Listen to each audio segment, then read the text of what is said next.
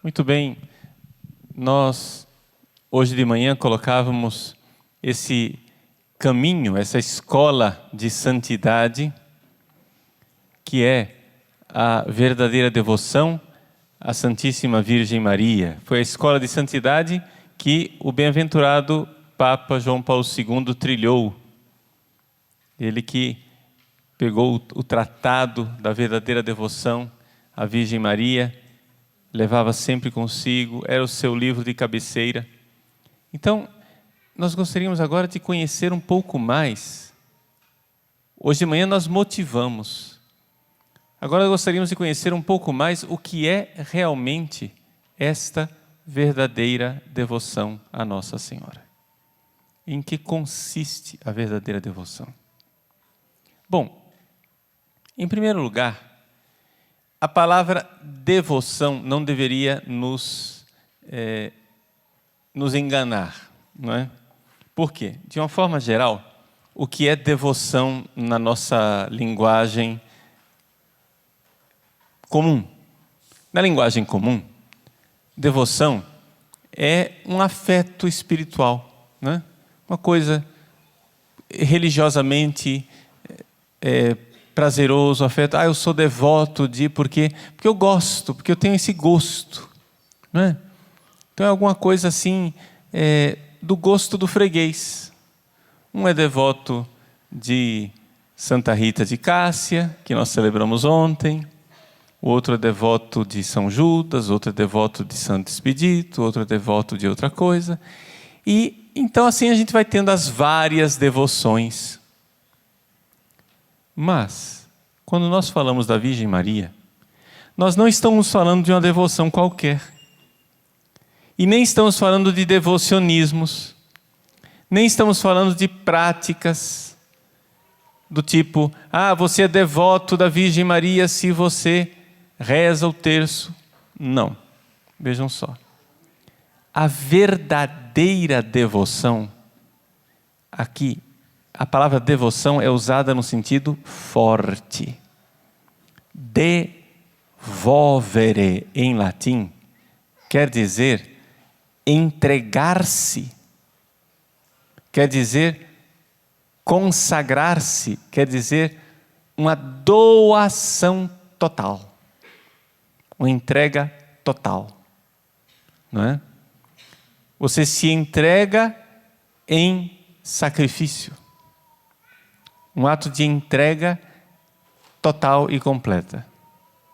E é isto, não é, que nós queremos ensinar. O tratado da verdadeira devoção é uma escola de santidade. Por quê? Porque ele não nos ensina uma devoção. As pessoas acham que o negócio é o seguinte, ir lá, rezar uma fórmula, não é? De consagração. E depois disso, eu tenho minhas devoções à Nossa Senhora. Eu rezo o terço, rezo a ladainha, rezo... Não é isso. É fazer tudo, toda a nossa vida, ser entregue à Virgem Santíssima por uma escravidão de amor. Uma escravidão de amor. E essa palavra escravidão assusta. Não é isso? Vamos então tentar explicá-la para a gente entender como é esta verdadeira devoção à Virgem Maria. Vamos começar do começo.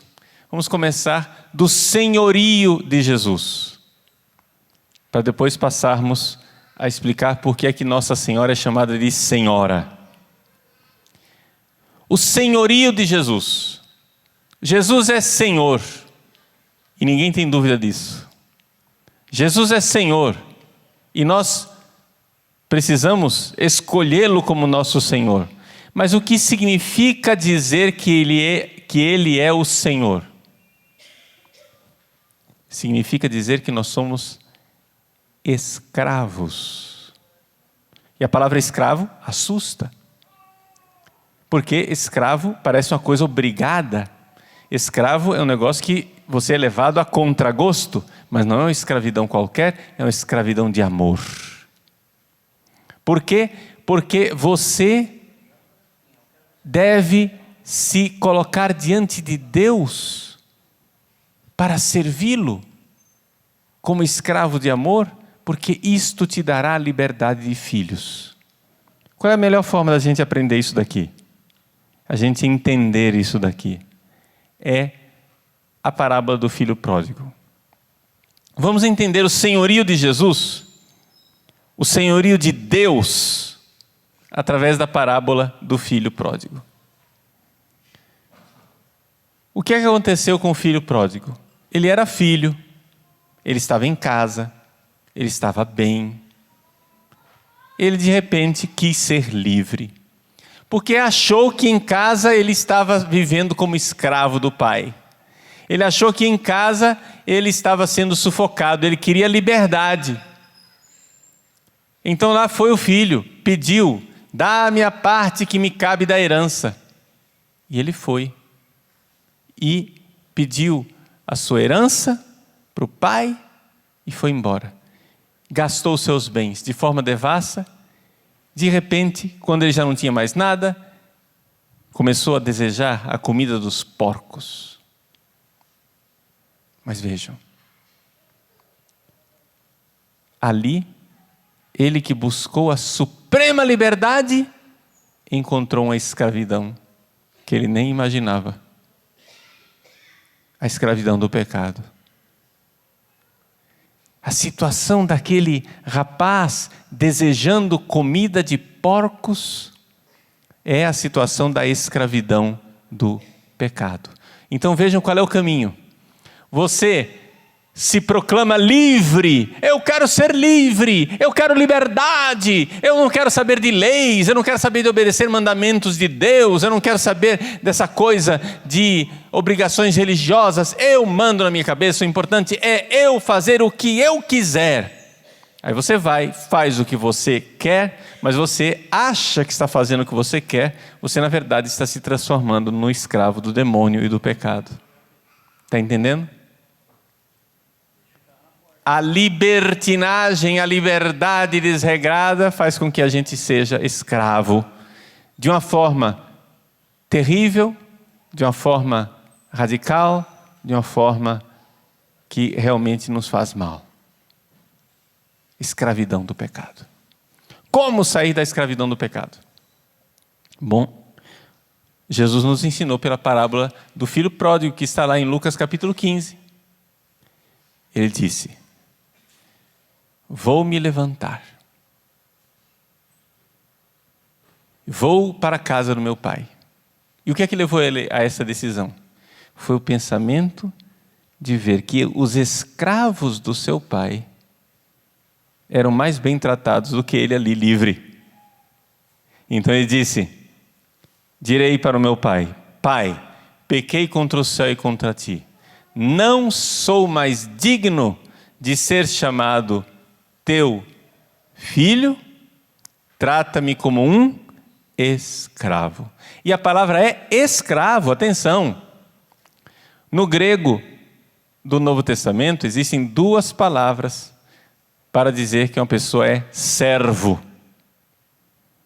Uma é diáconos. Diáconos é a palavra servo enquanto serviço, enquanto função. Não é? Você recebe uma função comunitária, é o diácono da comunidade. Ele é o servidor da comunidade. Ótimo, bonito.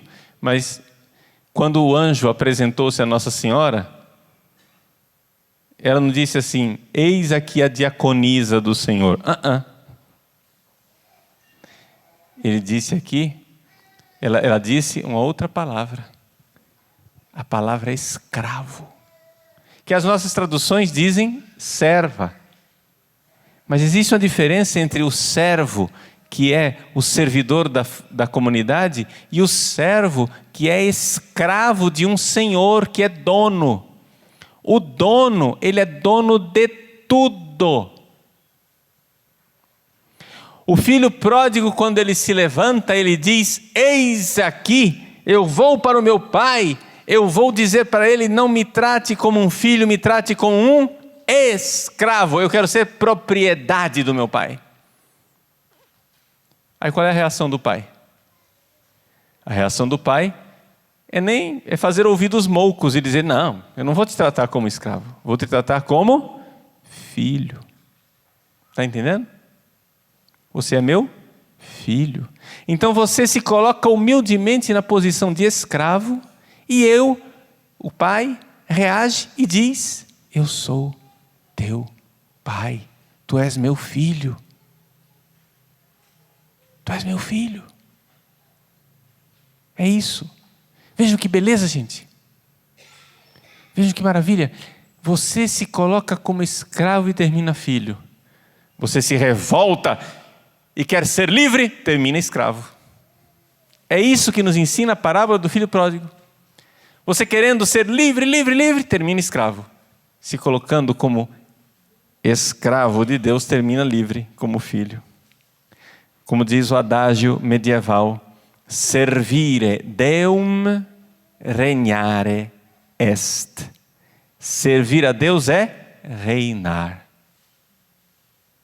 Se você se colocar como escravo de Deus, você termina reinando, termina sendo um rei. Agora vamos entender melhor a palavra escravo, porque nós já perdemos a noção do que é escravo. Também porque aqui no Brasil, a noção que nós temos de escravo é uma noção que não corresponde exatamente a escravo na época de Jesus.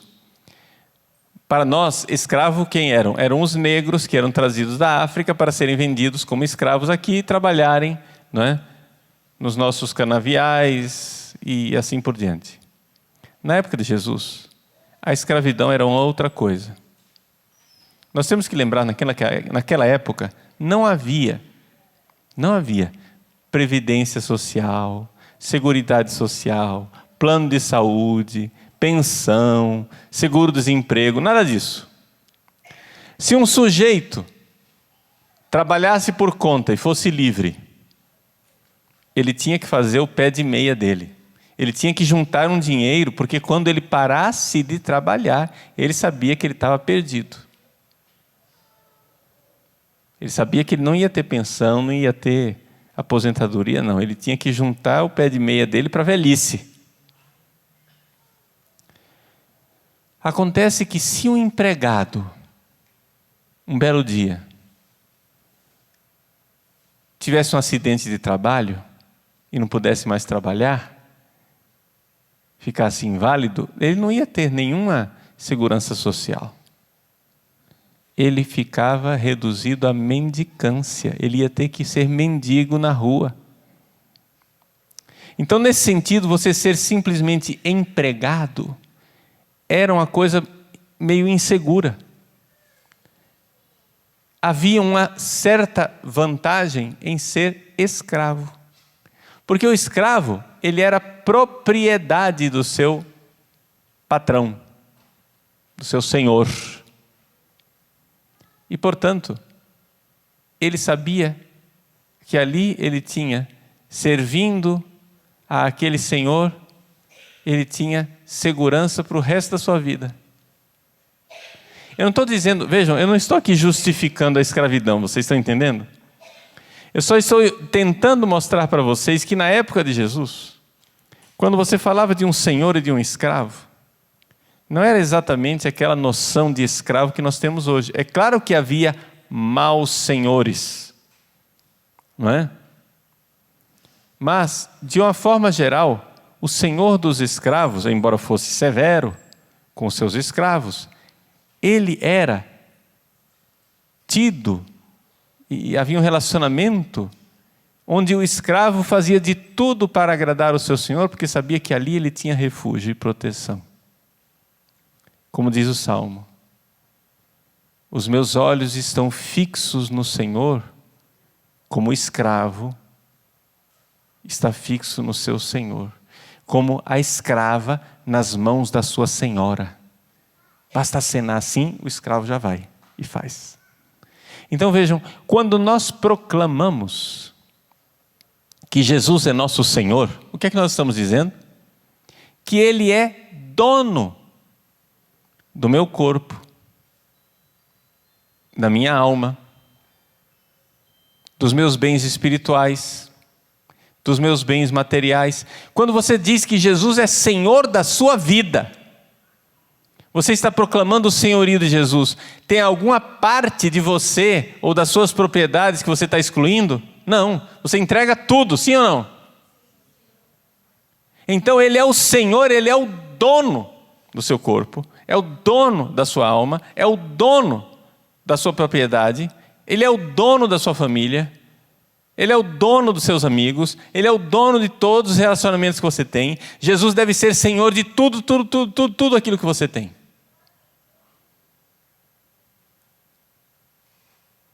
Na sociologia antiga, isso chamava-se escravo. Uma pessoa que é propriedade da outra chama-se escravo. Só que a nossa escravidão é escravidão de amor, que nos torna livres.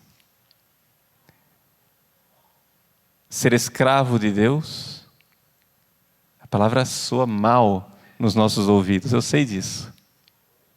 Mas é porque as nossas traduções nos desabituaram, nós nos desacostumamos a ouvir a palavra escravo. Entendeu? Antigamente, todo mundo rezava o anjo e dizia: anjo do Senhor anunciou a Maria, e ela concebeu o Espírito Santo. Eis aqui a escrava do Senhor. Aí nós mudamos para eis aqui a serva, porque ficava mais doce. Mas é que a gente perdeu a noção do que é uma escravidão de amor. A escravidão de amor nos torna livres. A escravidão de amor nos torna absolutamente livres para Deus. É uma beleza. Agora, o problema nosso é que nós não conseguimos nos entregar totalmente a Jesus. Então nós temos um método, um caminho de santificação, que é a entrega a Maria. Então ela é nossa Senhora. Por que é que Maria é nossa Senhora? Eu tinha muita dificuldade de chamar Maria de Nossa Senhora. Quantas e quantas vezes eu pregava a Virgem Maria, a Santíssima Virgem, a Mãe de Nosso Senhor, mas eu não dizia que ela era Nossa Senhora. Por quê? Porque eu achava que dizer Senhora era competir com o senhorio de Jesus. Mas aí São Luís mostra claramente que Jesus era submisso a Maria e ela exercia um senhorio sobre ele. Um senhorio. Aqui que está a beleza, não é? Nossa Senhora, ela nas mãos de ela tinha Nosso Senhor nas mãos durante 30 anos. Durante 30 anos, Nosso Senhor foi submisso a ela. E então, o que significa entregar nossa vida a Maria? Gente, Maria é a serva, a escrava de Deus. Quando eu me entrego a ela, ela me entrega imediatamente a Deus, porque ela é totalmente pobre. E então, é um método, que é o próprio método que Deus usou. Deus quis vir ao mundo pelo ventre de Maria. Deus quer vir em nossa vida pelo ventre de Maria. Então nós nos colocamos no ventre dela e deixamos que ela faça. Que ela seja a Senhora que vai modelando. Ela sabe como fazer. Nós temos que ser maleáveis nas mãos dela, porque ela vai formar o Cristo em nós. Deus podia ter vindo a esse mundo de tantas maneiras. Deus podia ter vindo a esse mundo de helicóptero, Jesus podia ter vindo a esse mundo de nave espacial, Jesus podia ter vindo a esse mundo brotando na grama como cogumelos. Ele não fez nada disso. Jesus veio nesse mundo por Maria, porque Deus assim escolheu. E porque Deus assim escolheu, Ele não muda de ideia. agora Jesus quer vir na nossa vida, vai ter que vir por Maria. Mesmo que a gente não saiba disso, mas será ela. O reinado de Jesus nesse mundo acontecerá com essa ação de Maria. Então vejam, não é uma devoção qualquer. Nós estamos aqui falando do caminho que Deus escolheu para nos salvar. Vejam, se Santa Rita existisse ou não, nossa salvação estaria ainda de pé. Se São Judas, se São Jorge, qualquer santo de nossa devoção não tivesse existido, nossa salvação estaria intacta. Mas se não tivesse Maria, a salvação não teria vindo ao mundo. Por isso, ela deve, atenção, deve ser o canal através do qual o Cristo é gerado em nós. Eu não estou dizendo isso de minha cabeça. E se você acha que São Luís exagerou no tratado, então vamos para uma autoridade maior, que é o Catecismo da Igreja Católica, citando o Concílio Vaticano II. Eu estou aqui com o Catecismo da Igreja Católica. O Catecismo da Igreja Católica é para todo mundo, né? Não é só para quem é devoto pelo método de São Luís. É para todos. O Catecismo da Igreja Católica, no número 967, tem o seguinte título. Olha só. Maria é nossa mãe na ordem da graça. Isso quer dizer o quê? Que no mundo da graça,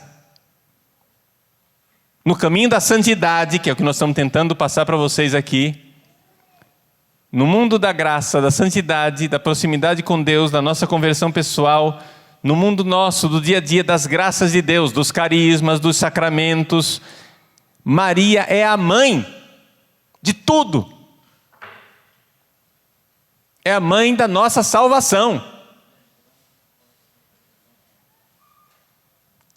E diz assim o catecismo, eu vou direto ao ponto, para não ficar aqui lendo o catecismo para vocês a tarde inteira, mas vocês olhem lá depois, a partir do número 967. Eu vou ler o 969, que tem uma belíssima citação do Concílio Vaticano II, a Lumen Gentium, no número 62. Então, vejam, é o Vaticano II. Ninguém vai me dizer aqui, isso daí já era, né? Agora nós estamos num novo tempo, o tempo do Vaticano II, em que nós deixamos os devocionismos antigos e que agora nós temos uma espiritualidade mais cristocêntrica. Nós temos uma espiritualidade cristocêntrica. Nós podemos deixar de lado devocionismos. Mas Maria não é devocionismo. Maria tem uma atuação na salvação de todos. Vejam o que diz o Concílio Vaticano II e está aí no Catecismo para todos os católicos aprenderem. Esta maternidade de Maria na economia da graça perdura ininterruptamente. Vamos traduzir o português aqui, se você não entendeu esses palavrões.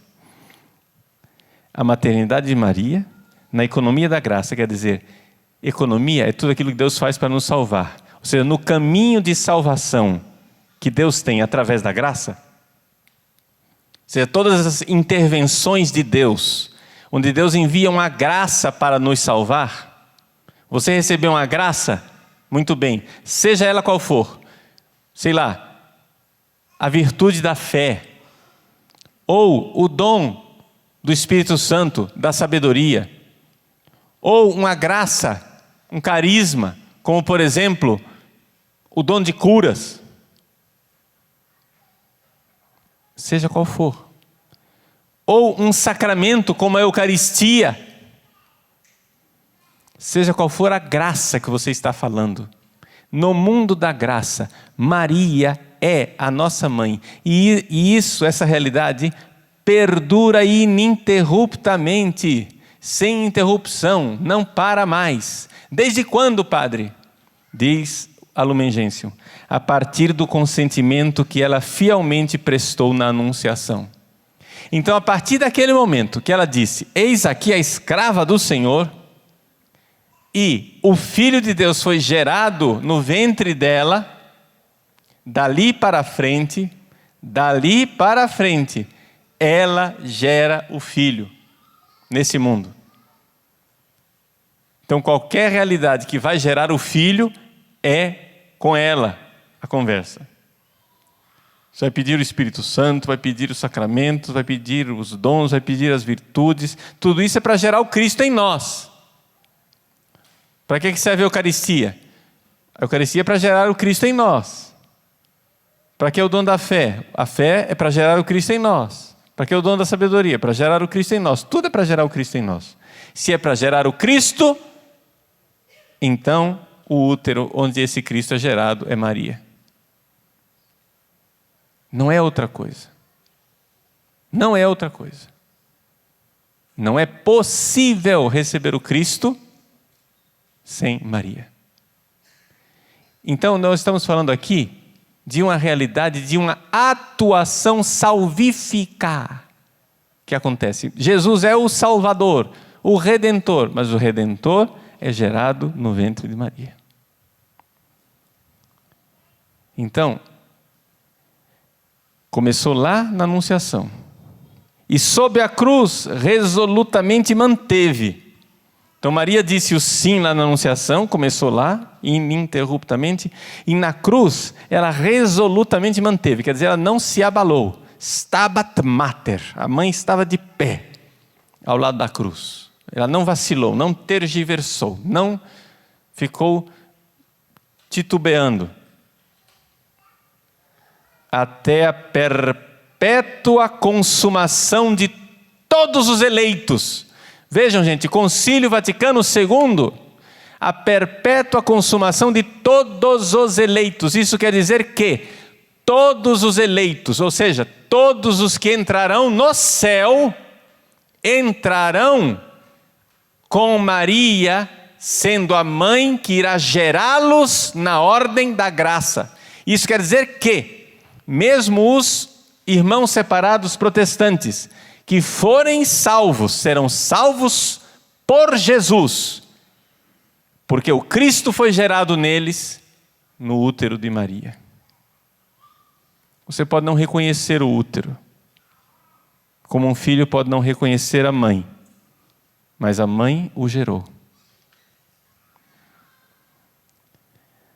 Assunta aos céus, ou seja, quando Nossa Senhora subiu aos céus, não abandonou este munus salvífico, quer dizer, essa tarefa de salvação que ela tem, ela não abandonou, no céu ela continua.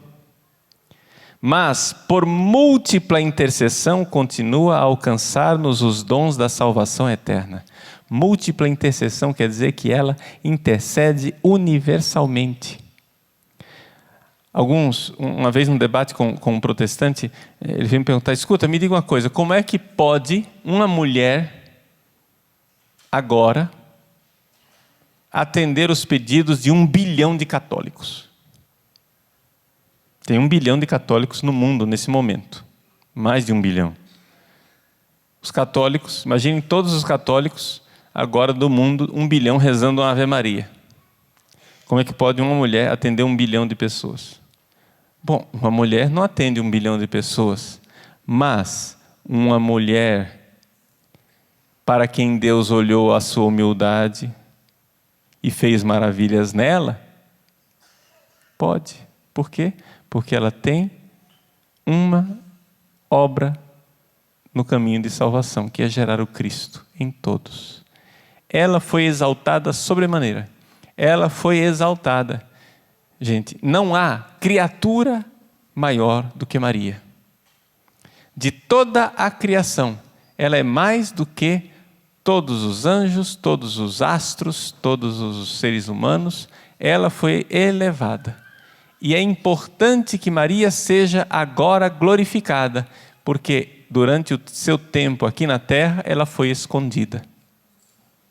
Deus escondeu Nossa Senhora durante o tempo dela aqui na terra. para que a sua humildade fosse luminosa. A humildade de Maria é extraordinária. Ela se escondeu imensamente no seu tempo aqui na terra. Agora, inversamente, nós que estamos nos últimos tempos, Maria deve brilhar e brilhar cada vez mais. Por isso, a bem-aventurada Virgem Maria é invocada na igreja sob o título de advogada, auxiliadora, protetora, medianeira. É a Lumen Gentium que está aí, gente. É o Concílio Vaticano II nos ensinando 50 anos depois, continua nos ensinando aquilo que é a fé da igreja de sempre. Nós não precisamos ter escrúpulos, ter medo. Quando nós estamos falando de Maria, não estamos falando somente de uma mulher que foi exemplo. Não estamos falando somente de uma mulher que foi discípula de Jesus. Nós estamos falando também de uma mulher que realizou aqui nesse mundo aquilo que o Pai realiza lá no céu. O que é que o Pai realiza? Deus Pai realiza no céu? Gera o Filho. O que é que Maria fez aqui na terra? Gerou o Filho de Deus. Então nós estamos falando de uma realidade privilegiada, de uma mulher privilegiada. Então nós podemos entregar tudo a ela para que ela tudo transforme em Jesus. Ao colocarmos aqui o senhorio de Jesus e chamarmos Nossa Senhora de Senhora, nós não estamos tirando a glória de Cristo. Nós estamos somente esclarecendo o método, o meio como Jesus irá reinar nos corações. Então, quando nós falamos, nós podemos até falar de reino de Maria, porque Maria deve reinar nos nossos corações. Mas ela deve reinar nos nossos corações, e é evidente que existe uma diferença entre o reinar de Maria e o reinar de Jesus. Jesus reina como Deus encarnado. Maria reina como a serva que foi escolhida para gerar o Cristo em nós. Como é que Jesus vai ser rei? Me expliquem. O que é o reino de Deus? O reino de Jesus. Como é que Jesus vai reinar na sua vida? Só tem um jeito, gente. Se Ele reinar no seu coração. Se o seu coração for transformado num coração semelhante ao dele, então nós precisamos fazer com que tudo seja gerado. Colocamos no ventre de Maria e tudo será gerado. Então, a escravidão de amor que São Luís nos propõe, não é, como eu dizia hoje de manhã, um método mágico. Não é uma coisa assim, que você pronuncia as palavras mágicas com um pozinho de pirlim-pim-pim, né? Pronto, estou santo, Jesus reina no meu coração. Não, é um método de vida. O que é que você vai fazer na prática? Vamos agora ser bem práticos. Na prática, você deve fazer tudo para Jesus por Maria. Então, como é que você vai fazer isso? Entregando tudo nas mãos dela para que ela entregue tudo nas mãos do seu filho. É o caminho da humildade. Ao invés de você ficar olhando para o sol direto, você olha para a lua e, num caminho reflexo, né, Maria é a lua, você vai para entregar tudo ao sol, que é Jesus. Então, na prática, veja só. Você entrega o seu corpo a Maria, como um escravo. Quantas vezes a gente canta? Consagro a vós meus olhos, meus ouvidos, minha boca. O que você está fazendo? Você está consagrando os seus sentidos. Você está entregando a ela é a Senhora. Então você vai dizer, consagro a vós meus olhos. Isso que eu estou olhando aqui, agrada a minha Senhora? Esses olhos não são mais meus, são dela. Então eu não posso ficar olhando qualquer coisa. Isso agrada a Nossa Senhora? Evidente que não. Então, parou. Isso agrada a Nossa Senhora? Claro que sim. Então, ótimo. Vejam que Nossa Senhora é um critério muito bom para nós irmos para a santidade. Não é só questão de se é pecado ou não é pecado. É questão de amor. De fazermos mais do que simplesmente não pecar. Então, o que é que agrada a minha mãe? Por exemplo, não existe só, eu vou assistir, sei lá, Deus me livre, né? Mas eu vou assistir um filme pornográfico. Bom, é evidente que isso aí não agrada a Deus, está claro. Mas não existe só isso. Existe o assistir um filme que não vai te levar a nada. Vai fazer você perder tempo e não vai te fazer crescer no amor. E eu pergunto, Nossa Senhora, assistiria esse filme? Perderia tempo assistindo isso? Entenderam? É questão de santidade, radicalidade cristã. Não é? Não é questão de pecado. É questão de amor fervoroso. Então, olhar, assistir, ver as coisas que ela faria. É dela, o olhar é dela. Consagro a vós meus olhos, meus ouvidos, minha boca. Conversas que a gente ouve, conversas que a gente fala. Quanta coisa, né, nós não falaríamos na frente de Nossa Senhora. Eu pego um exemplo muito claro. Lá em casa, quando eu era criança, minha mãe nunca aceitou palavrão em casa. Então, muitas vezes, nós falávamos, mas longe dela. Longe de mamãe. Então fala, mas longe dela. Porque ela não gostava e reclamava. Então muitas vezes a gente, assim, né, conversa de homem, né? A gente vai, fala uns palavrões, não sei o que, você tá, ups, chegou ela, parou, disfarça.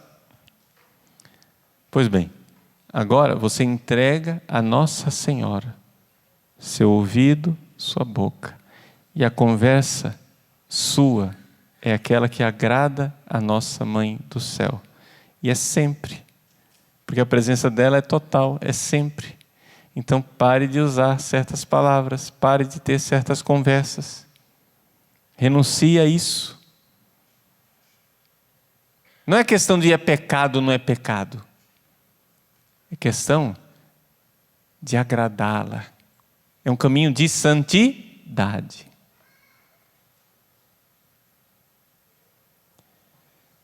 Tudo o que sou, desejo que a vós pertença. Incomparável Mãe, guardai-me e protegei-me como coisa e propriedade vossa. O pessoal perdeu a noção de escravo, então eu fico chocado, coisa, eu não sou coisa, eu sou filho. Aí vai e muda, eu sou como filho e propriedade vossa. Meu irmão, se trate como escravo, que ela trata você como filho. É o filho pródigo, lembra? Vou me levantar e vou lá me oferecer para ser coisa, escravo, propriedade. E ela vai tratar você como filho. Está entendendo? É a humildade. Então você entrega todo o seu corpo. Quando você vai ao shopping comprar alguma coisa, você sabe que você não vai comprar para você. Você vai comprar para ela.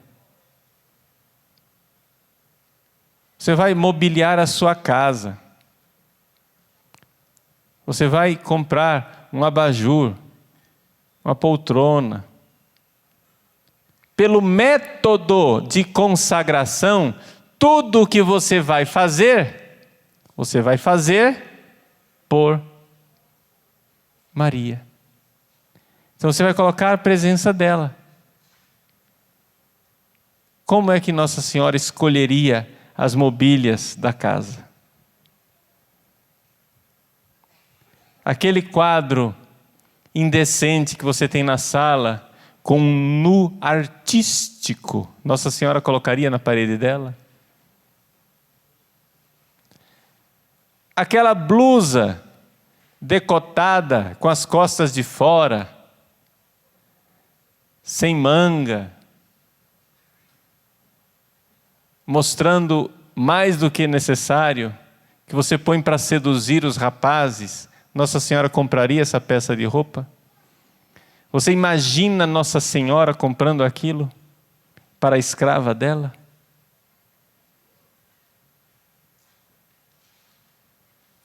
Como é que você faria sua maquiagem? Não estou dizendo que não é para fazer maquiagem, mas uma coisa é uma maquiagem de uma escrava amorosa de Maria, outra coisa é a maquiagem de uma mulher mundana. Como é que você se veste? Com que modéstia, com que feminilidade as mulheres e os homens? Os homens como é que vão se comportar? Será que a sua senhora gostaria de ver você no supermercado empilhando caixas de cerveja para você consumir com poucos amigos no fim de semana? Você pessoalmente tomar 2, 3 caixas de cerveja? Ah, padre, mas é pecado? Eu não estou aqui perguntando se é pecado. Eu não estou convidando você para não pecar somente. Eu estou convidando você para ser santo, para ser de Maria. O que é que agrada o coração? Não precisa nem ir para Nossa Senhora. Sua mãe gosta de você bebendo, ver você bebendo desse jeito, ô delinquente? Não gosta. Se a sua mãe, que é pecadora aqui na terra, não gosta de ver você bebendo desse jeito, imagine Nossa Senhora. Está entendendo? Saia dessa mentalidade. Ah, mas é pecado ou não é pecado? Mas é pecado ou não é pecado? Isso é uma mentalidade mesquinha. É mentalidade de salário mínimo. É mentalidade de quem não quer se doar. É mentalidade de quem não quer ser santo. Seja generoso. E não somente isso. Sua atividade, seu trabalho, o que você faz, sua vocação deve ser através dessa senhora, que é sua senhora. Você veja, por exemplo, a minha vocação de padre. O que é o padre, né? Vejam, a dignidade do sacerdócio é imensa.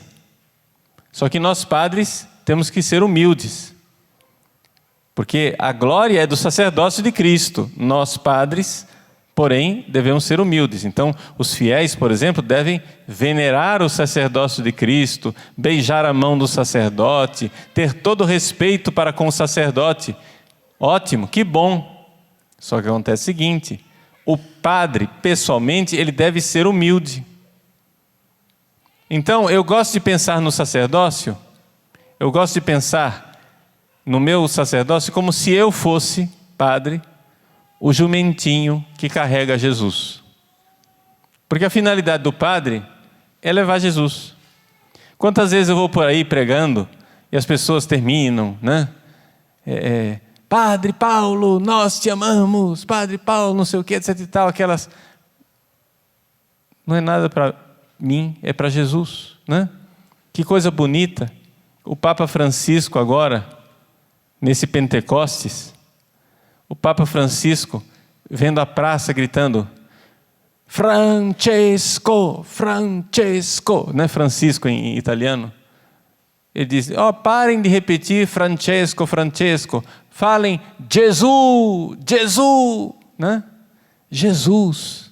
A praça de São Pedro inteiro começou a gritar, Jesus, Jesus, Jesus, Jesus. Por quê? Porque nós ministros de Deus, somos os jumentinhos que carregam Jesus. Então, antigamente, eu quando pensava em mim, eu pensava então que eu era aquele jumento que entrava na entrada triunfal de Jerusalém, em que o pessoal clamava, Hosana ao filho de Davi, Hosana ao filho de Davi, né? O Hosana era para Jesus, não era para o jumento. Idiota do jumento se achasse que era para ele, né? Todo importante. Olha, gente, quanta gente fazendo coisa aqui para mim, né? Seria ridículo isso. Seria ridículo um padre achar que o fiel quer beijar a mão dele por causa da mão dele. O fiel quer beijar a mão do padre porque crê que aquela é a mão chagada de Cristo. Porque é a mão chagada de Cristo que se levanta e diz, eu te absolvo dos teus pecados. É a mão chagada de Cristo que diz, isto é o meu corpo. Então o padre é somente o jumentinho que carrega Jesus. Mas aí depois que eu conheci o tratado da verdadeira devoção, eu comecei a pensar num outro jumento. Eu penso no jumento no qual Jesus, Maria e José fugiram para o Egito. Então Nossa Senhora está lá sentada no jumentinho com Jesus no colo. Eu carrego Jesus no colo de Nossa Senhora. Eu carrego a minha Senhora, que carrega nosso Senhor. Por quê? Porque talvez esse jumento era um jumento meio sarnento, meio doente. E Nossa Senhora poupa Jesus de ficar em contato com esse animal. Humildemente, tenha o contato com a Virgem Santíssima. E é ela quem carrega Jesus. Então, assim como eu relio o meu sacerdócio a partir da verdadeira devoção, veja também a sua profissão. Qual é a sua profissão? Você é mãe? Dona de casa? É uma profissão que está em extinção. Eu exorto e convido todas as mulheres a repensarem sua vocação, principalmente no início do seu casamento. Deixa para lá essa bobagem de carreira, de pós-graduação, de não sei o quê. As mulheres hoje em dia parece que se sentem envergonhadas de ser mãe. Precisam de diploma para se sentirem alguém. Nada disso, gente. Nossa Senhora não tinha diploma, não tinha pós-graduação e ela é a maior de todas as criaturas. Não precisa de nada disso. Hoje em dia está tudo de cabeça para baixo. As mulheres fazem assim. Elas querem primeiro casar, aí fazem uma pós-graduação, um doutorado, quando elas tiverem, sei lá, que carreira, que dinheiro, que salário maravilhoso, aí elas dizem, agora eu vou ter um filho. Mas não está vendo que está de cabeça para baixo, minha filha? Primeiro, você só vai ter carreira e trabalho maravilhoso lá pelos 40, não é mais hora, entende? Lá pelos 40 já começa a ser complicado ter filho. Mulher vem com prazo de validade, vence. Está entendendo? É uma questão biológica, não sou eu quem inventei isso. Foi o Criador. Então tenha filhos logo. Faça a sua carreira ao contrário. Comece sendo mãe, para que você, não tendo carreira, não tendo tanta coisa para se preocupar, vai ter tempo para os seus filhos primeiro, enquanto você é jovem, tem força e não está preocupadíssima com sua carreira. Quando os seus filhos forem um pouco mais crescidos, aí tudo bem, faça a sua pós-graduação e vá atrás da sua carreira quando os seus filhos já estiverem grandes. Mas existe uma inversão, horrível, inversão. Esses dias agora eu viajando no avião, lá pelas tantas veio o comandante, né, piloto. O comandante veio, sentou do meu lado, ele disse, padre, não se preocupe, eu não sou o comandante desse voo.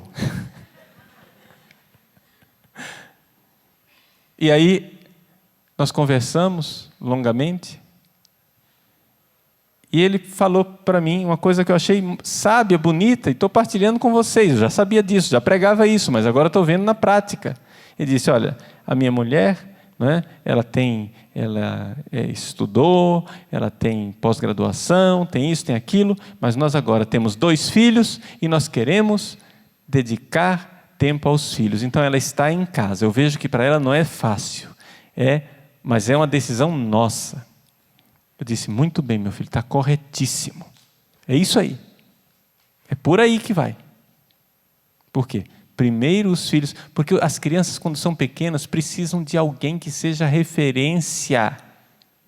Elas não podem ser peteca, que joga de um lado para outro, pac, pac, pac, pac. Uma hora quem cuida dela é um, outra hora quem cuida é outro, outra hora quem cuida é outra, outra hora quem cuida é outra, outra hora quem cuida... A criança fica desorientada. Dê tempo para os seus filhos. Como é que Nossa Senhora quer que você seja mãe? Como é que Nossa Senhora viveria esse seu período de estudo, de graduação? Como é que Nossa Senhora viveria a sua profissão? Isso é entrega. Esse é o caminho de santidade do tratado. Viva tudo, tudo, tudo, tudo por Maria. Essa é a verdadeira devoção. Como é que Nossa Senhora vai fazer com as suas orações, com o seu jejum, com os seus sacrifícios, com as indulgências que você lucrar? Você tem que entregar tudo para ela. E outra coisa, quando você faz a consagração a Nossa Senhora, você entrega tudo, não somente o seu presente e o seu futuro, mas também o passado. O seu passado. Aquele passado desregrado, maluquinho que você teve, entregue nas mãos dela, para que ela cure as feridas que ficaram, transforme, porque ela é o útero que Deus usa para gerar o Cristo, para que Cristo reine, seja um instrumento maleável nas mãos dela, que sabe fazer as coisas. Então, na prática, você então pode e deve fazer sua consagração a Nossa Senhora. Quais são os recursos que você pode usar para a sua consagração? Não é? Nós temos na internet, o recurso para isso é o site Consagra-te. Não é? Você coloca lá, qualquer site de busca, Consagra-te, que já vai aparecer o site, né? Mas é www.consagrate.com, tá? Lá você encontra palestras que ensinam o tratado. Eu tenho ali algumas aulas onde eu vou lendo o tratado junto com as pessoas, não é? E colocando para vocês, né, um itinerário de leitura. Depois, lá você tem os recursos também de endereços de pessoas no Brasil afora que ficam encarregados de preparar pessoas para se consagrar. Quem sabe na sua cidade tem alguém. Tem também lá outros testemunhos, orações e coisas, também links para sites, como o meu site, padrepauloricardo.org, também o site da Arca de Maria, que tem também um material amplo para você fazer a sua consagração. No site da Arca de Maria, irmã, vem cá, traz as coisas. A senhora fica aqui, sei que a senhora vai morrer de vergonha, mas fica aqui segurando para mim. Olha só, nós temos aqui algumas palestras, né? São 2 CDs sobre a total consagração à Santíssima Virgem, onde se explica também, né, nesses CDs, como é que se faz a consagração à Nossa Senhora. Além disso, além do CD explicando, isso tudo está no site também da Arca de Maria, tá? Tem o tratado o tratado lido. Você põe no seu carro e vai ouvindo, né? É um instrumento valiosíssimo. E eu quero começar com esse daqui, e as crianças. As crianças, gente. Olha só, esse é o tratado para crianças. É o tratadinho, né? O tratado para crianças. As crianças que podem fazer a sua consagração a Nossa Senhora. Então, você encontra aqui vários modelos de pequenos santos que se dedicaram a Nossa Senhora. Os bem-aventurados Francisco e Jacinta, Laura de Vicunha, São Domingos Sávio, Maria Goretti e assim por diante. Os vários santos que, como pequenos, se dedicaram a Nossa Senhora. E aqui você tem esse livro, para a criança mesmo, onde a criança tem até coisas para letra grande, não é? E tem coisas para colorir. Aqui, ó, essa aqui é a coroa de Nossa Senhora para a criança pintar. Ela colorir. Então, é um livro de atividades para a criança, para aprender a se consagrar. E depois, no final, tem uma fórmula de consagração para as crianças, que é mais fácil, né? As crianças, porque a fórmula de São Luís é difícil até para nós adultos, às vezes, entender o que a gente está pronunciando ali, né? Mas para a criança é fácil, né? Além disso, alguns recursos para se compreender melhor o tratado. Então, veja só, algumas aulas de explicação, aqui em forma de livro, e o segredo da verdadeira devoção, do padre Júlio Maria de Lombardi, que também explica a verdadeira devoção. E, além disso, esse daqui que são os exercícios espirituais de preparação para a consagração. Né?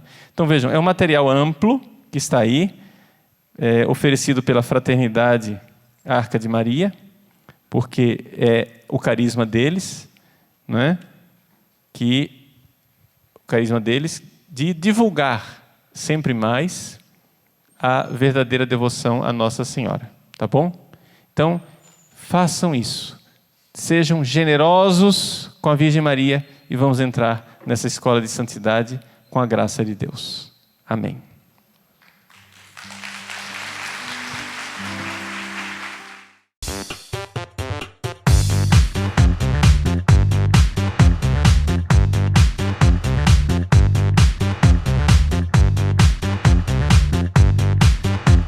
CançãoNovaPlay.com. Assine já!